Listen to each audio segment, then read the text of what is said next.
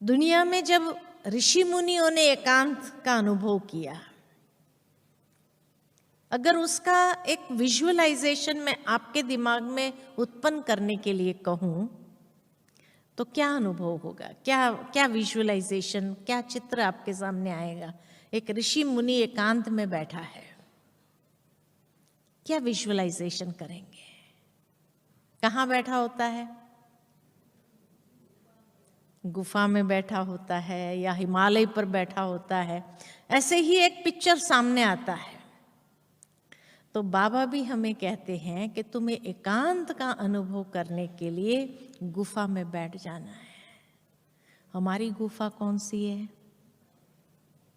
हाँ, भीतर जाना, आत्मा के ये ब्रुकुटी की गुफा है। और इसीलिए हमें कहीं बाहर जाने की जरूरत नहीं है, क्योंकि हमारा एकांत अंदर में है। और जितना आत्मा के उस ब्रुकुटी के मध्य की गुफा में हम अपने आप को ले चले, और गुफा में जब बैठते हैं तो एकदम साइलेंस। जैसे लोग जब हिमालय पर चले जाते हैं तपस्या आदि करने के लिए, एकांत में बैठ जाते हैं, अर्थात हर प्रकार के आवाज से दूर हो जाना। लेकिन अगर अंदर में बहुत आवाज हो तो क्या करेंगे? अंदर में ही व्यर्थ संकल्पों का आवाज हो तो क्या करेंगे? कहाँ जाएगा व्यक्ति? इसीलिए बाबा कहते हैं तुम्हें फिजिकली, शारीरिक रीति से कहीं पर भी दूर जाने की जरूरत नहीं है, कोई हिमालय में जाने की जरूरत नहीं है। लेकिन हम अपने मन को भीतर ले जाए और उस ब्रुकुटी की गुफा में, जैसे साइलेंस में, लेकिन साइलेंस भी कैसी? खुशी वाली साइलेंस, आनंद वाली साइलेंस, जिसको कहा जाता है स्वीट साइलेंस। एक है डेड साइलेंस। हमें डेड साइलेंस में नहीं बैठना है, हमें स्वीट साइलेंस में बैठना है। बहुत मीठी वो अवस्था हो, अंदर की खुशी की अवस्था हो, आनंद वाली अवस्था हो, उसको कहते हैं स्वीट साइलेंस। तो उस गुफा में अंदर जाना है और उस समय मन को एकाग्र करना है बाबा के उस स्वरूप पर। याद आता है कि जब सबसे पहली बार शिव बाबा का अवतरण हुआ ब्रह्मा बाबा में, तो बाबा ने सबसे पहला अपना परिचय में क्या कहा? निज आनंद स्वरूपम शिवोहम शिवोहम। बाबा की अनंत महिमा है, लेकिन उस समय भी बाबा ने अपना परिचय दिया कि मैं आनंद स्वरूप हूं।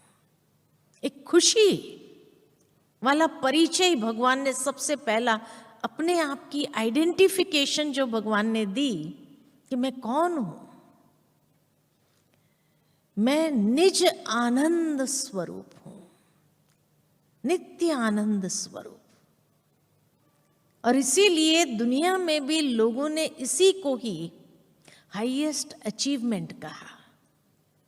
सबसे सर्वश्रेष्ठ अगर प्राप्ति है राजयोग की, तो राजयोग की सर्वश्रेष्ठ प्राप्ति है निज आनंद का अनुभव करना।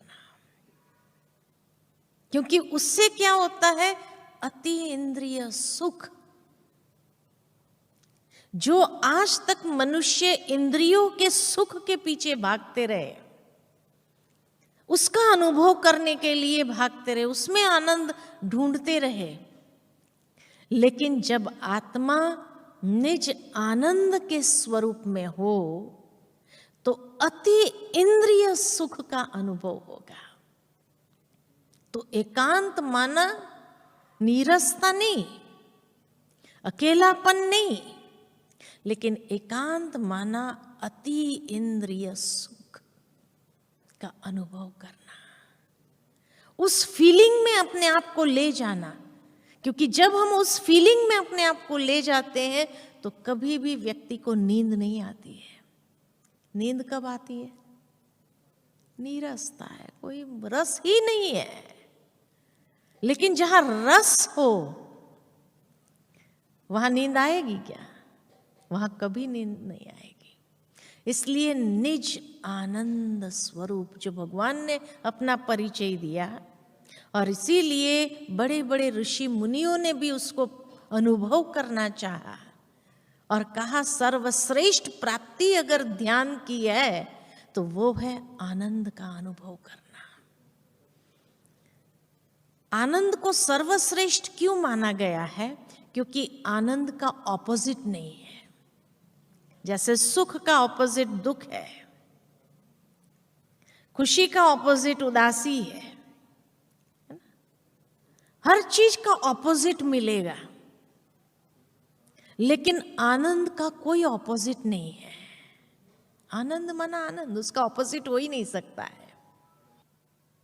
बाबा भी हम बच्चों से ये अनुभव करवाना चाहते हैं, और उसके लिए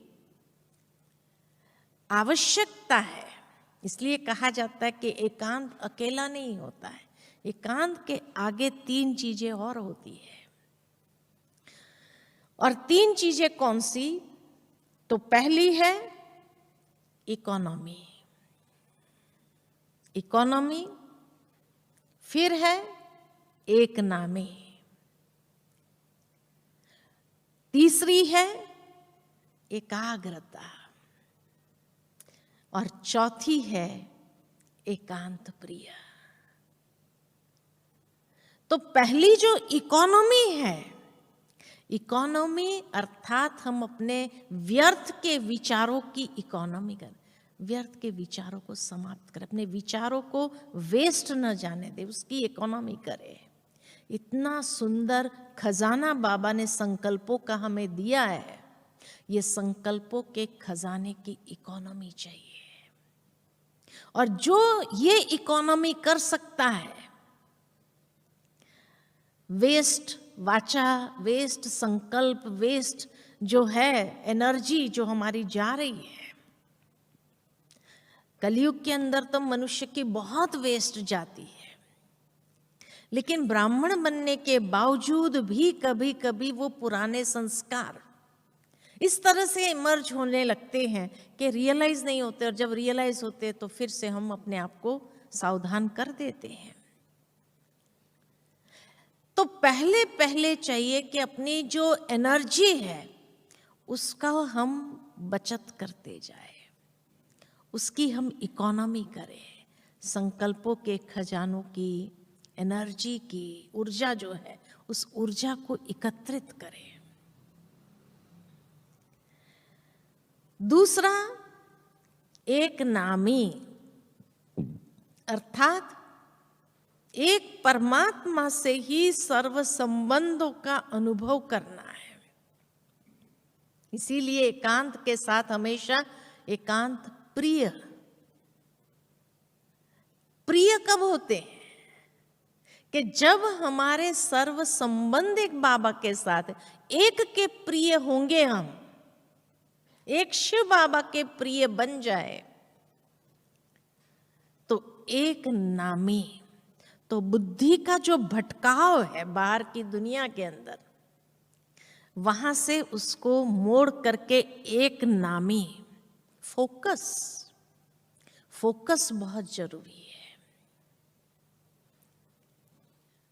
और जब ऐसा हम बाह्य दुनिया के तरफ से बुद्धि को समेट करके एक बाबा में एकाग्र करते हैं, तब एकाग्रता धीरे धीरे बढ़ने लगती है, और उस एकाग्रता से वो एकांत प्रिय, वो इतनी सुंदर प्रिय अवस्था होने लगती है कि जिस अवस्था में व्यक्ति समाये रहना चाहता है।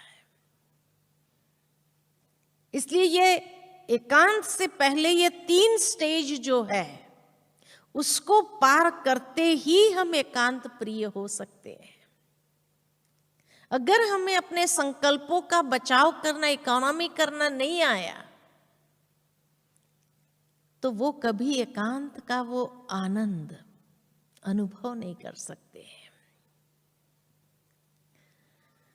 साथ ही साथ उसका मन एकाग्र नहीं होगा, एक शिव बाबा के अंदर एकाग्र होगा ही नहीं।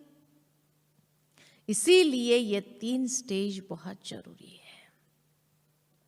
तब जाकर के एकांत में बैठ करके उस अंतर्मुक्ता की गुफा में चले जाएंगे और उस आनंद का अनुभव करेंगे। दूसरा, जैसे बाबा हमेशा कहते हैं कि कोई भी व्यक्ति को एकांत का अनुभव करना है तो अंडरग्राउंड होना जरूरी है। बाहर की दुनिया से डिटैच करने के लिए अंडरग्राउंड चले जाओ। जितना अंडरग्राउंड चले जाएंगे तो सुंदर विचार मन के अंदर आरंभ होंगे। जैसे कोई भी साइंटिस्ट को नई इन्वेंशन करनी होती है तो वो अंडरग्राउंड चला जाता है। अगर बाहर के लोगों से मिलता रहा, करता रहा, तो वो उसकी स्थिति बनेगी नहीं, वो विचारों को एकाग्र नहीं कर पाएगा। इसीलिए उसको अंडरग्राउंड जाना ही पड़ता है। तब वो एकाग्र चित्त होकर के उसके अंदर जो डेवलपमेंट्स उसको करनी है, जो इन्वेंशन करनी है, उसके लिए जो विचार चाहिए, वो विचारों को सहज निर्मित कर सकता है, अपने अंदर क्रिएट कर सकता है। तो ठीक इसी तरह हमें भी अंडरग्राउंड होना बहुत जरूरी है। तो बाहर के बातों को, विचारों को फुल स्टॉप करना आसान हो जाएगा, फुल स्टॉप लगा सकेंगे। और तब जाकर के मन की एकाग्रता से उस एक के अंत में, शिव बाबा का अंत पाना मुश्किल है, क्योंकि उसका अंत कहाँ है पता ही नहीं है। जिस तरह समुद्र का या धरती का तो अंत, या आकाश का अंत पाना मुश्किल है, पता ही नहीं है कि इसका अंत कहाँ है। ठीक इसी तरह शिव बाबा का अंत पाना भी मुश्किल है। लेकिन उस अनंत में अपने मन को ले जाते हुए एक क्षण ऐसी आती है जब उस शिव बाबा के विशाल जो स्वरूप है, जो तेज है, उस तेज में हम अपने आप को जैसे बाबा के प्रेम में अपने आप को समा सकते हैं। तो इसीलिए जो बाबा की आज जो दूसरी महिमा थी, एक तो ज्ञान का सागर, दूसरा बाबा ने क्या, प्रेम का सागर। कल भी बाबा की मुरली चली थी, प्रेम का सागर, प्यार का सागर बनो। तो एकांत प्रिय होने के लिए उस प्रेम के सागर में बाबा के साथ इतना गहरा प्यार हमारा हो, तब उस एकांत प्रिय हम सहजता से बन सकते हैं और उसका अनुभव कर सकते हैं। तीसरी बात कि एकांत प्रिय होने के लिए आवश्यकता है एक बेहद की वैराग्य वृत्ति। जितना बेहद की वैराग्य वृत्ति है, तभी एक रियल तपस्या का जो तपस्या की दृढ़ता है वो आरंभ होती है। इसीलिए बाबा कहे कि तुम बच्चों को तपस्या करनी है, लेकिन तपस्या का आधार है बेहद की वैराग्य वृत्ति। बिना बेहद की वैराग्य वृत्ति के तपस्या हो ही नहीं सकती है, रियल तपस्या नहीं है। भले कोई भट्ठी में बैठ जाए, सारा दिन भी भट्ठी में बैठ जाए, लेकिन अगर वैराग्य नहीं होगा तो मन से भी दुनिया में घूमता रहेगा। तो इसके लिए बेहद की वैराग्य वृत्ति ऐसी चाहिए कि उस बेहद की वैराग्य वृत्ति से ही हम उस एकांत प्रिय बाबा के एक प्यार में सहजता से समा सकते हैं। उस प्रिय के अंत को भी पाना सहज हो जाएगा। जो न पाने वाली असंभव है उसको भी पाना सहज हो जाएगा। इसलिए बाबा हम बच्चों को बार बार उस और हमारा ध्यान खिंचवाते हुए कहते हैं कि बच्चे तुम्हें उस बेहद की वैराग्य वृत्ति को ले आना होगा।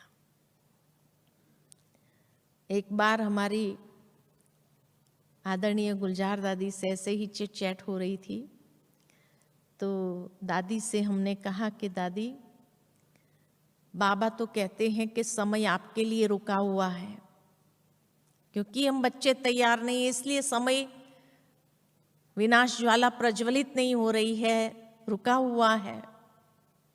और दूसरी ओर जब हम ब्राह्मणों को देखते हैं, इस ब्राह्मण संसार को देखते हैं,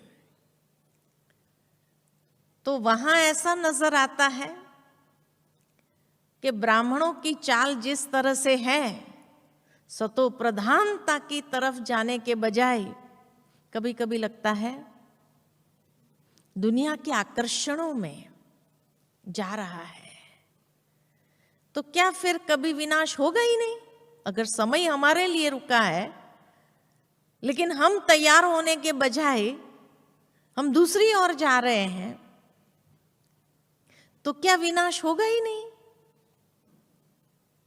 क्योंकि मैंने दादी से कहा कि जब बाबा साकार में थे और तभी दादियां, आप लोग ने जो तपस्या किया, सतो प्रधानता की तपस्या थी आप लोगों की, वो समय को जल्दी ले आती थी।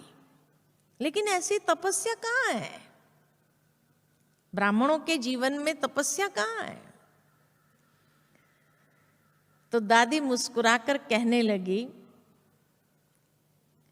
कि समय तो आएगा और ब्राह्मण ही लाएंगे, लेकिन कोई भी धर्म को 4 अवस्था से गुजरना पड़ता है। ब्राह्मण भी धर्म है। कल की मुरली में हम सभी ने सुना, ब्राह्मणों का घराना नहीं कहा जाता है। घराना राजाई को कहा जाता है, डिनाइस्टी को कहा जाता है। तो ब्राह्मणों का घराना नहीं है, ब्राह्मणों का कुल है। ब्राह्मण एक धर्म है। तो कोई भी धर्म को 4 स्टेजेस से गुजरना पड़ता है। जैसे देवी देवता धर्म वाली आत्माएं भी 4 अवस्था से गुजरी, हर धर्म वाले को 4 अवस्था से गुजरना पड़ता है। इसी तरह ब्राह्मण भी धर्म है, तो ब्राह्मणों को भी 4 अवस्था से गुजरना ही पड़ता है। इसलिए बाबा के समय वो सतो प्रधानता थी, फिर धीरे धीरे सतो आई, फिर रजो आई, और अब तमो। अभी और भी बहुत कुछ देखना बाकी है। दादी ने कहा अभी तो तमो प्रधानता भी देखेंगे। ब्राह्मण धर्म में तमो प्रधानता भी देखेंगे, जो कभी सोचा नहीं होगा ऐसा होगा। तो मैंने कहा फिर दादी? तो कहा उसके बाद 2 प्रकार के बच्चे हो जाएंगे। एक है जिसको लगेगा इसे तो दुनिया अच्छी है, यहां जो हो रहा है इससे तो दुनिया अच्छी, वो दुनिया में चले जाएंगे, माया उनको खींच लेगी। जो अंतिम दांव है माया का, तो वो खींच लेगी उनको दुनिया में। इससे तो दुनिया अच्छी। अरे दुनिया तो अच्छी ही होगी ना, क्योंकि ये आत्माएं तो पूरे 84 जन्म साथ रही है। तो जो सबसे ज्यादा सतो प्रधान है वो सबसे ज्यादा तमो प्रधान भी तो बनेगी कि नहीं बनेगी? दुनिया पीछे से आई तो उनकी तमो प्रधानता भी तो कम है, क्योंकि उनकी सतो प्रधानता भी ऐसी नहीं थी। इसलिए दुनिया तो अच्छी ही होगी।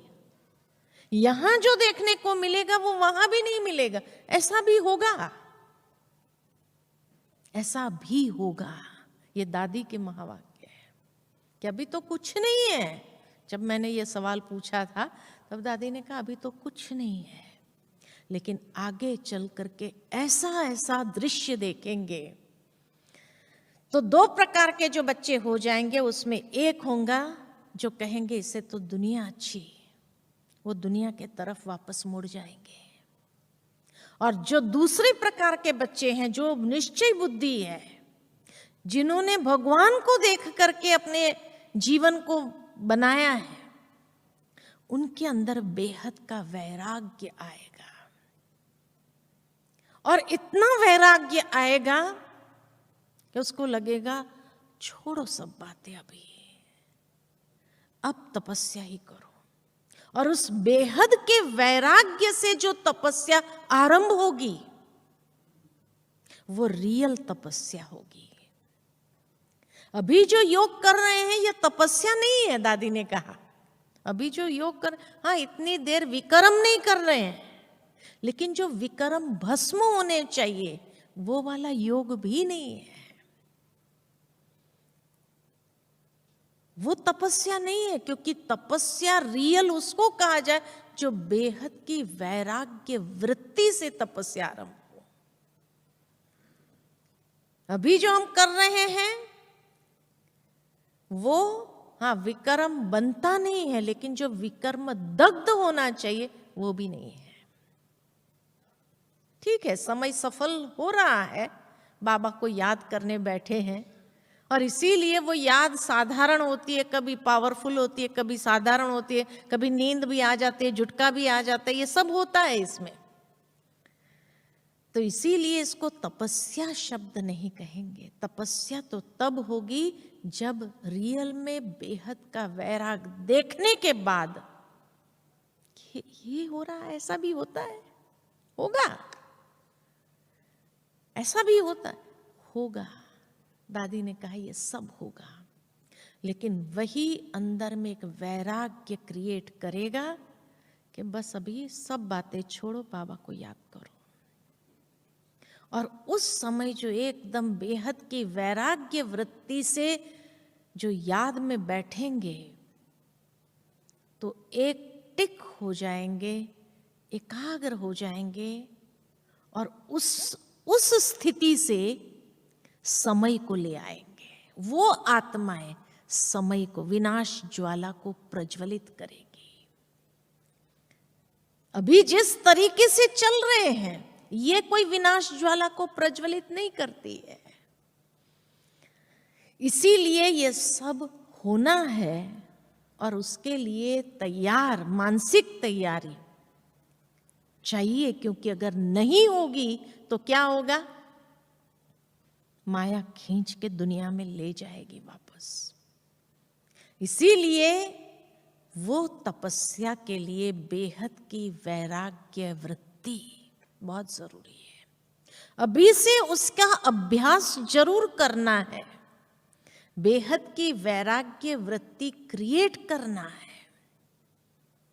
अभी तक भी हमारी बुद्धि छोटी छोटी चीजों में आकर्षित होती रहती है, इधर उधर जाती रहती है, इंटरेस्ट आता है, लेकिन वो जो स्थिति होगी उसमें कोई इस दुनिया का, बाहर का चीजों का इंटरेस्ट नहीं होगा। और ऐसा वैराग्य आएगा कि उस वैराग्य से बस मैं और मेरा बाबा, दूसरा ना कोई। ये स्थिति ऐसी बन जाएगी, बस मैं, बाबा, बाबा मैं, जैसे कंबाइंड हो गए हो, एक हो गए हो, इतना जैसे सामीप्य हो, समानता हो जाएगी। तब वो स्थिति समय को ले आएगी और विनाश ज्वाला को प्रज्वलित करेगी। थोड़ी सी आत्माएं ही होगी, वो ज्यादा नहीं होगी, लेकिन वो थोड़ी सी आत्माएं भी विनाश ज्वाला को प्रज्वलित करने के लिए ताकतवर होगी, शक्तिशाली होगी। ये एकांत की प्रैक्टिस हमें यही करनी है। इसलिए कहा बेहद की वैराग्य वृत्ति। और ये बेहद की वैराग्य वृत्ति लाने के लिए कर्मेंद्रिय जीत, इंद्रिय जीत, इंद्रियों के ऊपर जितना कंट्रोल होगा हमारा, क्योंकि आज यही इंद्रियां खींच करके हमें ले जाती है इधर उधर, बुद्धि को भटकाती है, तो उसके लिए इंद्रिय जीत की स्थिति, कर्मेंद्रिय जीत होने की स्थिति बहुत आवश्यक है। आज जैसे बाबा ने कहा कि बच्चे, किसी आत्मा के प्रति भी दुख के संकल्प उत्पन्न नहीं होने चाहिए, किसी को दुख देने के संकल्प भी नहीं उत्पन्न होने चाहिए। संकल्प भी क्यों उत्पन्न होता है, संकल्प क्यों उत्पन्न होता है? तो बाबा ने बहुत अच्छी बात बताई, जब आप देह अभिमान में स्थित होकर के उसको भी देह के रूप में देखते हैं तो उसकी कमी कमजोरी नजर आती है, और कमी कमजोरी नजर आती है तब अंदर में आता है ही ऐसा। अब ये भी दुख देने वाला संकल्प है, और वर्णन अगर कर दिया तो ये भी वाचा के अंदर दुख देने वाला संकल्प है जो प्रकट हो गया, और ये भी हिंसा है। इसीलिए बाबा ने कहा वाचा से भी कोई हिंसा नहीं करनी। तो वाचा में हिंसा वाले शब्द कब आते हैं? जब हम देखते हैं, उसकी कमी कमजोरी देखते हैं, और कमी कमजोरी देख करके अंदर में संकल्प आता है, और संकल्प से फिर वाचा में आ ही जाते हैं। उस कमजोरी के आधार पर या तो उसके प्रति गुस्सा आ गया, क्रोध आ गया, तो ये हिंसा का कार्य ही है। इसीलिए बाबा कहे कि एकांत का अनुभव करने के लिए इंद्रिय जीत, कर्मेंद्रिय जीत बनना बहुत जरूरी है। जैसे वरदान में बाबा ने बहुत अच्छी बात कही आज, अहम और वहम को समाप्त कर रहम भावना, है ना।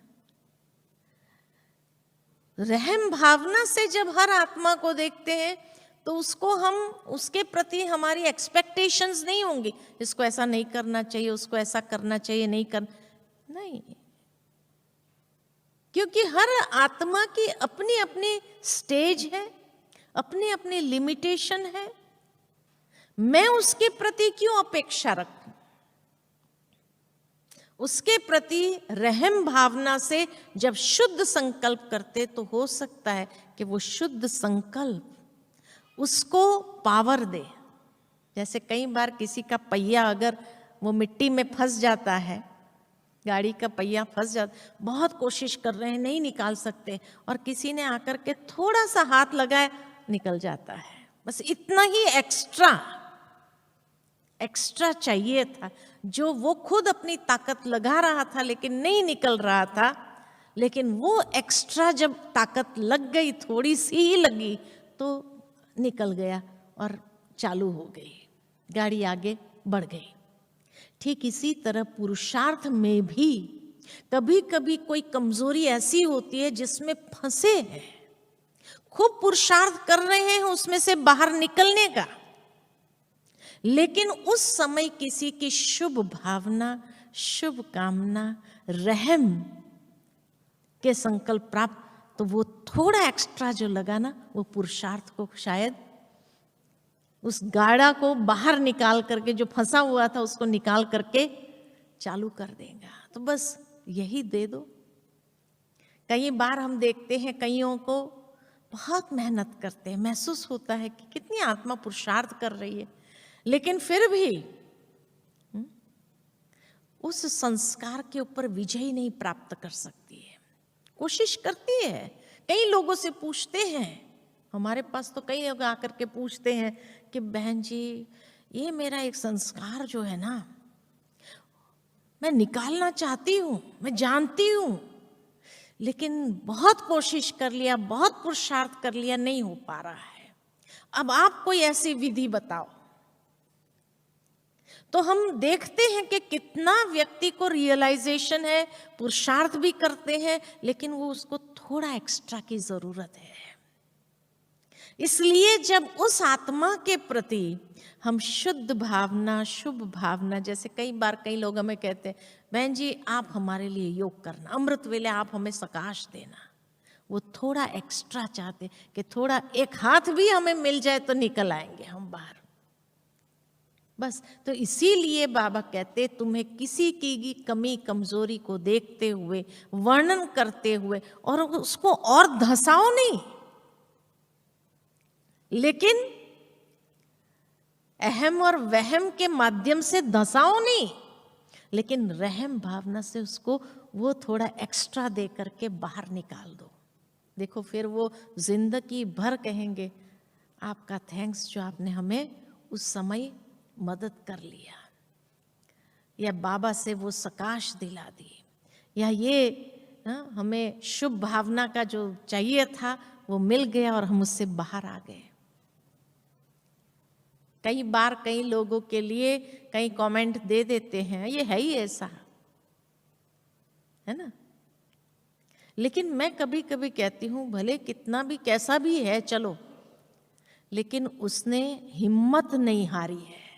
वो खुद भी जानता है मेरा ये संस्कार है, लेकिन हिम्मत नहीं हारी है। उसको ये उम्मीद है कि आज नहीं तो कल मैं इसके ऊपर विजयी होकर के ही रहूंगा। तभी तो इतने साल लग गए ना। तो साल लगे माना क्या हुआ, हिम्मत नहीं आ रही है ना, तो शाबाश के पात्र नहीं है वो आत्मा, शाबाश के पात्र नहीं है कि इतने सालों के बाद भी हिम्मत नहीं हार रहा है। दुनिया में लोग एक बार फेल होता है, दूसरी बार फेल होते, तीसरी बार तो कहते हैं छोड़ो पढ़ाई, दूसरा कुछ भी कर लो, है ना, छोड़ देते हैं, पढ़ाई छोड़ देते हैं। लेकिन अगर कोई व्यक्ति कितनी बार अपने संस्कारों से हार खा रहा है, जानते हुए भी कि ये संस्कार से मैं हार खा रहा हूं और उसी के कारण मेरी अटक है कि मैं आगे नहीं बढ़ पा रहा हूं, दौड़ नहीं पा रहा हूं, सब जानता है। लेकिन आज अगर 25 साल से वो चल रहा है तो 25 साल से कोई एक ही क्लास में बैठ करके फिर भी उम्मीद रखे तो शाबाश के पात्र नहीं है कि नहीं है। फिर भी उसको आशा है कि नहीं मैं अंत तक तो बन ही जाऊंगा, ये आशा तो है ना। तो एक क्लास में 25 साल निकालना कोई साधारण बात है? लोग तो बहुत जल्दी थक जाते हैं, हार जाते हैं, हिम्मत छोड़ देते हैं। क्लास में जो पुराने हैं वो देखते हैं, कोर्स करने वाले कितने, टीचर्स देखती है कितने कोर्स करने वाले आते जाते चले जाते हैं, साल भर 2 साल चले और चले जाते हैं। 2 साल में हिम्मत हार लिया उसने, लेकिन वो बेचारा 25 साल वाला भी अभी तक हिम्मत नहीं हार रहा है। मतलब उसकी धैर्यता को दाद देनी पड़ेगी या नहीं देनी पड़ेगी? तो इसीलिए थोड़ा एक्स्ट्रा उसको दे देने की, अगर हम थोड़ी उसको मदद कर दे तो शायद वो निकल जाए और उसके बाद उसकी गाड़ी भागने लगेगी, पुरुषार्थ की दौड़ में आगे बढ़ने लगेगी। तो वो श्रेय किसको जाएगा? वो श्रेय किसको जाएगा? हमें ही जाएगा ना। तो बाबा तो किसको धन्यवाद करेगा? हमें ही धन्यवाद करेगा। इसीलिए जब एकांत में हम स्थित होकर के वो जब वाइब्रेशन निस्वार्थ भाव से देते हैं, बिना किसी अपेक्षा के हम किसी को देते हैं, ये एकांत हमें बहुत ऊंची कमाई करने में मदद करती है, बहुत दुआओं के पात्र बना देती है। और उसकी दुआएं शायद हमें जो अपनी कमी कमजोरी में अटक आ रही है उसके लिए वो मदद मिल जाती है। वो दुआएं ही हमारे लिए वो एक्स्ट्रा का काम करेगी। हो सकता है कि हमें ऐसे एक्स्ट्रा कोई हमारे लिए योग नहीं कर सकता है, लेकिन कम से कम हम जो उसको किसी भी तरीके से मदद करते तो उसकी जो दुआएं हैं वो दुआएं हमारे लिए वो एक्स्ट्रा का काम कर देंगी।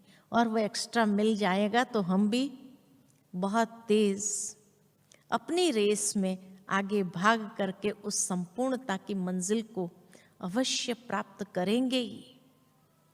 ठीक है ना।